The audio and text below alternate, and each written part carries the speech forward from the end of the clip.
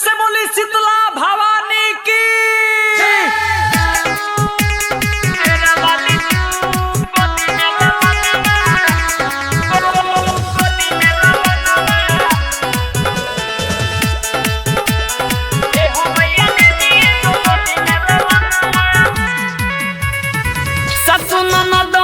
रोजे गोदिया दे सैया जी मैया हमके घर से भगा दे।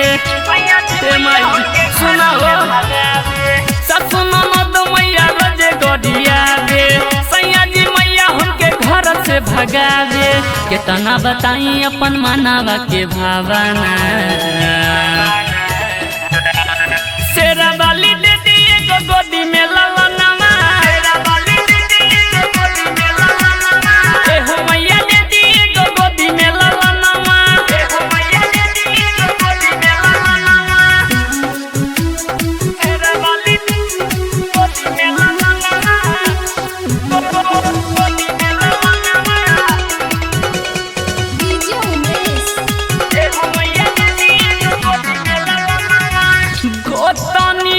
मैया कहे बझनिया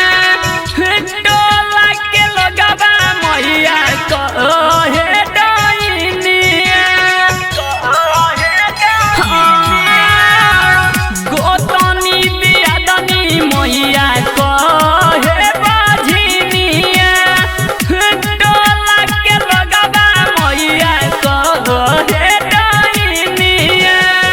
कबूले खुशी आई मैया मोर अंगनामा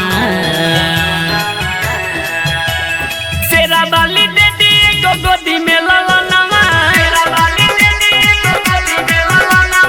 एहो मैया रानी दे दी गोदी में ललनामा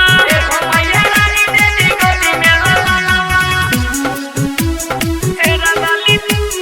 गोदी में ललनामा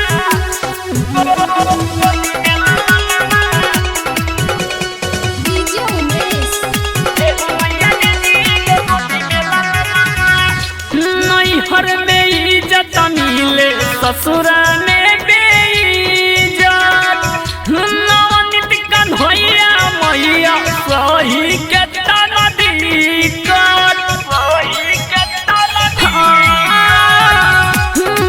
हर में इज्जत मिले ससुरा में बेइज्जत राइटर अमित सूरज सही के कहिया ले पूरा होई मैया मोर सपनावा शेरा वाली दे दिए गो गोदी में ललनामा मैया रानी दे दिए गो गोदी में ललनामा